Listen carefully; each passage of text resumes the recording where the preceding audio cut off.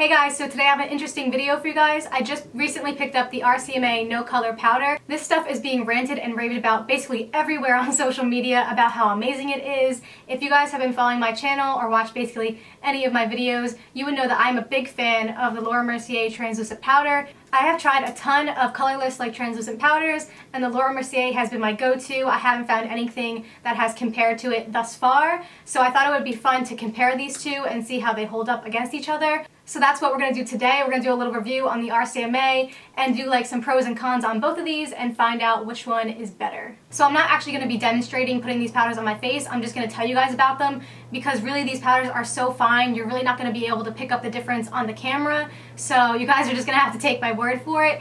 I took down a bunch of notes on what I think about the powders. I tried both of them. I've been using the Laura Mercier one for about probably almost a year and a half now. And I've used this one 2 times and I already have a very strong opinion about it. So you guys are going to find out in just a second.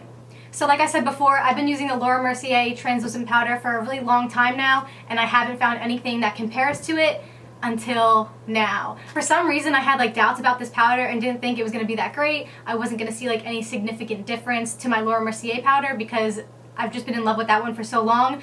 But honestly, when I put it on my face, it like instantly blew me away, and I'm going to tell you why right now. So the reason I've always loved the Laura Mercier powder is the way it sets your face. It sets everything so beautifully. It gives a really nice like soft focus blurring effect to your fine lines and pores. It really helps to minimize it. It helps with your creasing with your concealer. It helps the concealer not to crease if you're setting it right and correctly. The RCMA powder does all those things too, but I have to just come out and say it that the RCMA powder does all those things just a little bit better than the Laura Mercier. Like I was saying before, I've always liked the Laura Mercier powder a lot because it gives like a blurring effect to the skin. It always made like my pores and stuff look a lot less minimized, and that's a problem I have. I have larger pores in like my nose and cheek area, but the first time I put the RCMA powder on my face, I was like in shock about how small my pores looked. I'm still honestly trying to figure out what type of sorcery is in this canister because the sorcery is real. It is real. Today I'm wearing the RCMA powder underneath my eyes, and I set the rest of my face with it, and it just gives like this beautiful finish to your skin. Like I really do feel like this stuff just gives your face like a porcelain doll effect. It's so beautiful. I love the finish. I'm obsessed with it. I've only used this stuff a few times and I'm just like, I'm crazy about it. I never in a million years thought anything was gonna hold a candle to my Laura Mercier powder, but boy was I wrong. The next thing that's absolutely amazing about this powder is the price point. For $12, you get 3 ounces of the RCMA powder, and for $38, you only get 1 ounce of the Laura Mercier, which is a big price point difference. But I do have to mention, I've had this exact Laura Mercier powder for about a year and a half now, and it's still like halfway full. I don't know how, but a little bit goes a long way, so I can't really complain about the price point of this one because it definitely is worth it. It lasts a really long time. You only need a little bit. I can't really comment on how long this one's going to last me, even though I believe it's going to be a very long time because you get so much.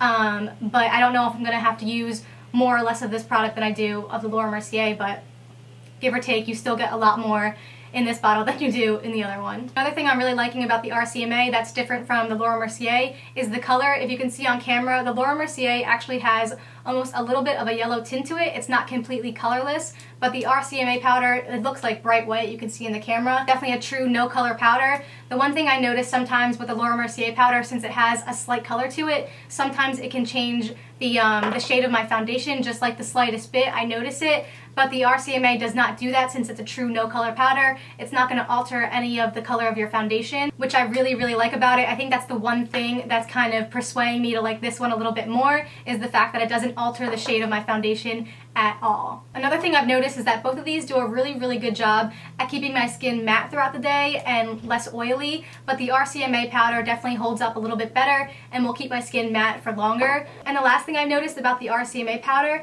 I wanted to put it to a good test, so I tried it with a concealer that normally creases a little bit more than most of my other concealers.